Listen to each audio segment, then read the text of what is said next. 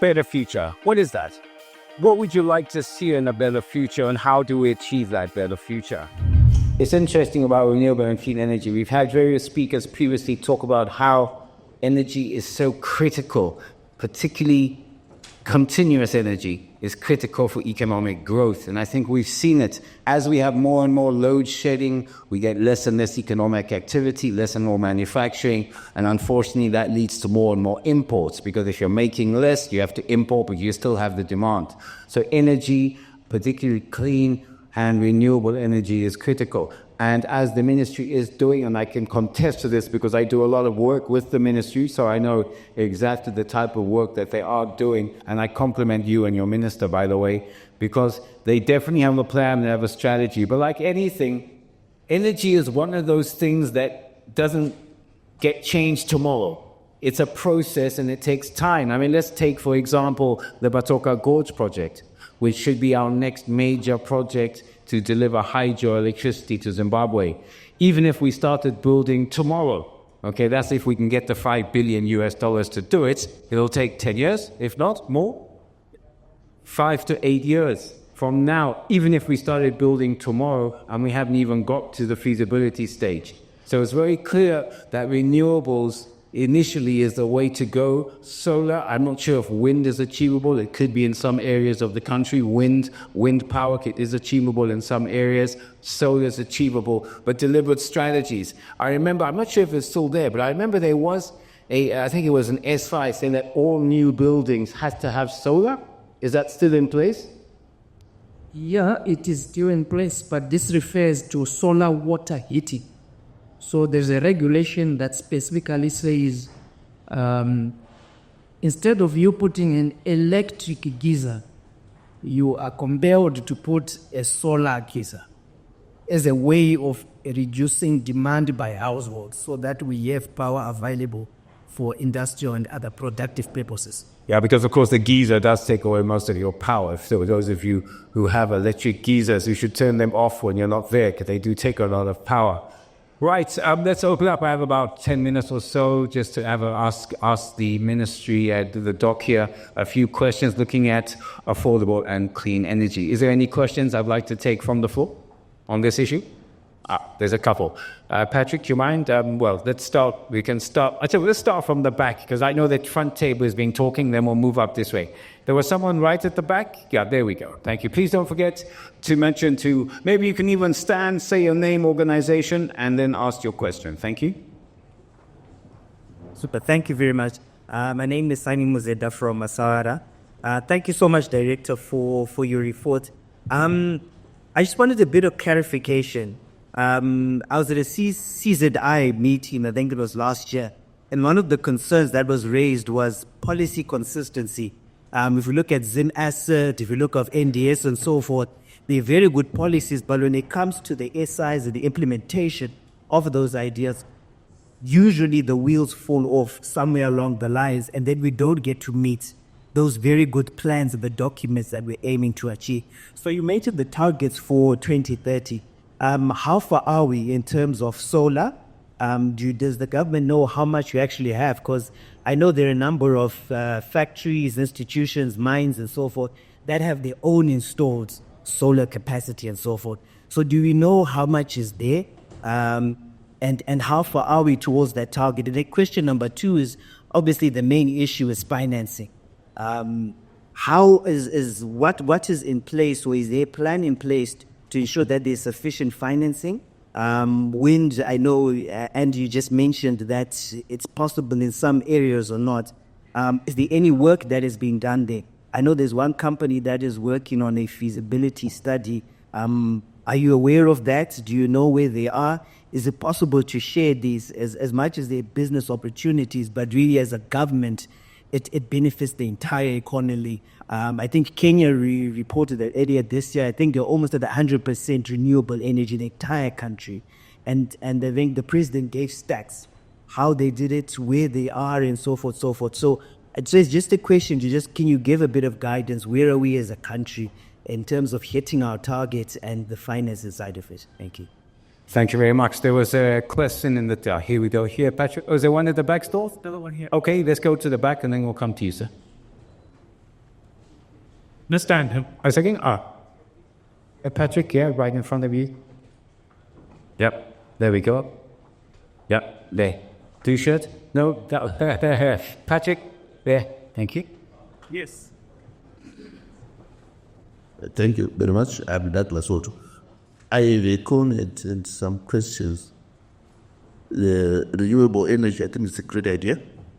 So from a policy point of view and experience, all the global space, most of the industrialized countries have what's called a stable grid. And that is hardly made up of renewable energy because it can't be stable. If you're going to go into development economy at high production levels as we want it, Zim, how is that going to work?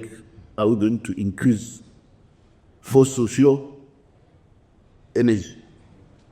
But at the same time, in areas where we can use clean energy, because you should do a quick check. Most of the industrialized economies are on 70% non-renewable energy. So we can leave this room believing that if we want to create a $100 billion economy, which means 10 megawatts, we can do it using renewable energy, which is actually false. I don't know what the government thinks about that. You could help us. Secondly, I think that in terms of domestic consumption households, I would agree that we have moved quite a lot in terms of the 28%, but I would like to believe that government could do more to harness all the 5 kV inverters that are in the country, maybe multiplied by 1 million, maybe get 5,000 megawatts. Wouldn't there a lot of them?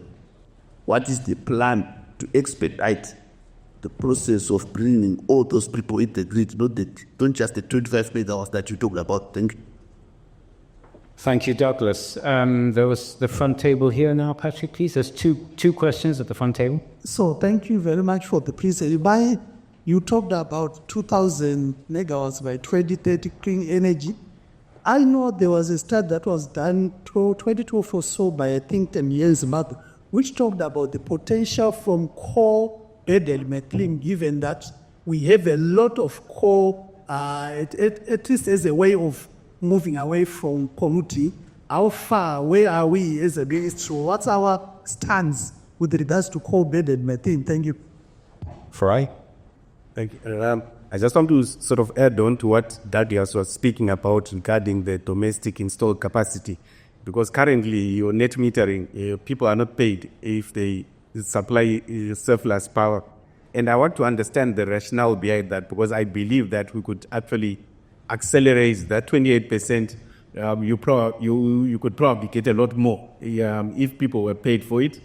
Then also, the government stance, from what you are saying, I think it's the same as what we've been reading in reports, is that we want to on one end you are saying industry should actually create its own capacity. On the other end, you're also saying domestic usage should also, or domestic users should also go off grid. Now, we end up wondering what exactly is it that you really are trying to achieve there, but it would seem to make more sense since your domestic users are already on prepaid and your industrial users are on postpaid. I'm not too sure, number one, are you converting those industrial users onto prepaid? And then number two, why give up your cash cow, so to speak? And then lastly, I would also want to ask, are we also exploring nuclear energy? Because that is another source that is considered to, obviously it has its repercussions, but it's considered clean energy as well. Right, thank you. Sosten, I'll let you handle those questions. Targets, how much, where are we? And that was first one. Before we started the accelerated implementation of the renewable energy policy, from renewables, we were sitting on around 250 megawatts. This was largely coming from the sugarcane estates and the like, because they use biogas as part of their cogeneration, and it's considered to be renewable.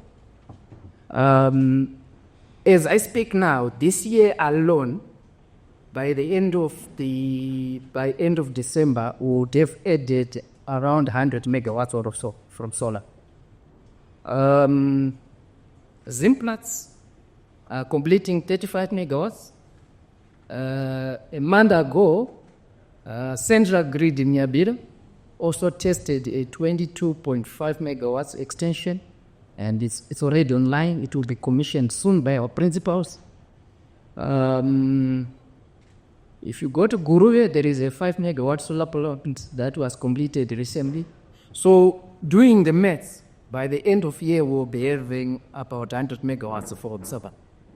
So that's the trajectory we are taking, and that's how we are moving. The target is still a bit of a mouthful, but we believe that the interventions we have put in place, for example, to give government implementation agreements, will spare the private sector to also come in, because that 1,500 megawatts from solar is not restricted to government projects. It's government, private sector, all doing their part in generating power for the country. I may jump in there. I think you know the numbers. Zambia is interesting, isn't it? They say something like between 30 to 40% is independent power producers. Is that the right number? So it gives you an idea how IPPs, which is the private sector, are playing a role in our neighbor to drive power production. Yeah. Almost the same with Mozambique. More than 50% comes from IPPs. You know, EDM and the other companies in Mozambique. So as government, we welcome the participation of the private sector. We don't want to be exclusive. We have moved away from the monopoly of the 80s and 90s, where ZESA alone with the only generators in the country. So we welcome private sector doing their projects, and meanwhile, ourselves as government, we continue also to do our projects. With the World Bank, we had a study last year, and we developed 5 projects with feasibility studies. And these projects, we actually have the feasibility studies that were done by the World Bank. It's part of our plan. And from those feasibility studies, we'll be going to tender to ensure those projects are implemented. And in this case, we want to do what are called the renewable energy auctions, not the previous tender system. We have, if we check with Zambia and even in South Africa, they have the renewable energy competitive procurement mechanism that has been largely successful in South Africa. So we also want to take that route for renewable energy auctions. And the first part was actually to do feasibility studies, which we have done, and we will move to the next stage. With regards to wind energy, there was a feasibility study that was done in Kadoma, Mamila area by the Chinese, which showed that we can generate power on the Mamina mountain range up to 200 megawatts. The company that has just completed the solar power plant in Yabira that I was speaking to, they are developing a project with Manise so that they develop a wind farm there and supply the power generated to Manise, looking at Manise as a credible off-taker, if I could use that word. On top of that, we have a wind mast that is currently gathering data in Guruwe. There's a mountain range in Guruwe. I think it's more than 12 months now. And the information we are getting is very, very promising with wind speeds above 7 meters per second. So we believe we have isolated areas in this country that we have potential for wind power. But we need feasibility studies for most of them. Particularly if you check the areas in Chipinge, Nyanga, Plum Tree, and Shangame, Alamgero. Those are virgin sites that have potential for wind power. Net metering, yes. Like I said initially, we did put the regulations around 2020. And it took us maybe 2 years to have only 3 households connected. It was a challenge to us. Some of the issues we were experiencing, we have ironed them out. It's to do with the meters that are used in households and your connection. So that's why I announced that we have moved from almost 0 megawatts 2020 when we put regulations, and now we have more than 25 megawatts. We wish to do more, And if there are challenges, our offices are open, and we can sit down and ensure that whatever bottlenecks are there are removed so that net metering picks up. Your point that there are so many 5 megawatt systems isolated across the country is very true. And we have actually observed that even if you go to the farms, most farmers, they've put out solar systems, and there is a potential to connect this to the grid. And if you check earlier this year, by I think it was around June or July, we directed ZESA to actually advertise, to say whoever has an extra power, we are free to contact ZESA. They come, they do their assessment, so that we harness as much power as possible. But I have to say, yes, you're correct. There are many systems. If there are any bottlenecks, we will certainly look at that and see how we can smoothen the process. The regulations, when they were promulgated in 2020, that is the net metering, there was no payment. It's an exchange of units between the homeowner and the ZESA Holdings. One of the reasons that was mentioned then was that ZESA does not have capacity to pay. So at the moment, with the new tariff, we have discussed this with ZESA, and they have agreed that we should amend the regulations and allow for those who participate in the net meter scheme to be paid. So it's something that is loading, and as soon as the regulations, they have to go through amendments through the Attorney General's office, then there will be an announcement to that effect. The issue of the grid stability, I tend to differ to say more than 70% developed countries, they are using conventional, not renewable. If we check, Germany recently announced that they were doing nearly 100% renewable. I know there were challenges that happened in that area, so they scaled down. Even if you go to UK, the percentage of the renewable electricity in the grid has increased massively. In addition to that, technology has moved. Technology has changed, so you can actually reinforce your grid infrastructure.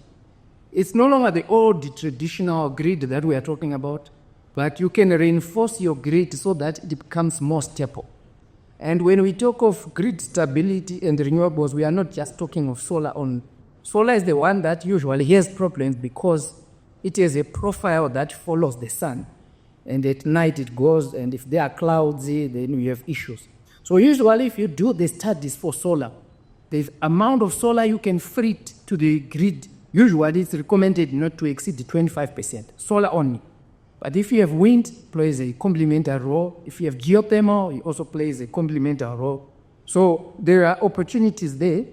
And like I indicated, the grid, there are now ways and means of ensuring there is grid stability, including the use of utility battery systems to stabilize the grid.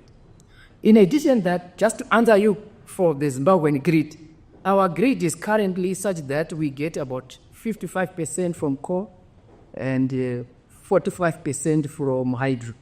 So the moment you get 45% from hydro, our hydro works very well, and our coal, with the advent of Wange 7 and 8, is a bit stable.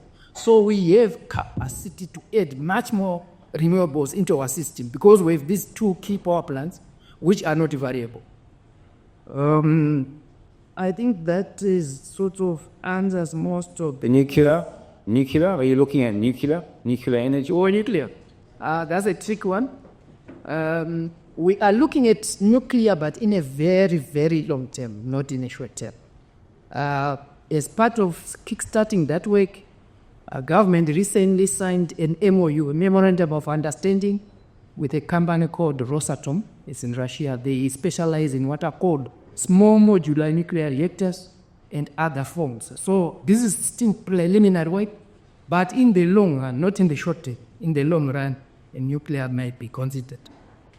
Now, before there is one more question I'd like to take from the floor, but I'm wondering if you answered the gentleman at the back who talked about policies great policies, whether in NDS1 or other documents that are written, strategies are written, and then the SIs then seem to speak to the same objective. Is that something you can comment on, or are these SIs works in progress to get to the objective, I suppose is the way of putting it?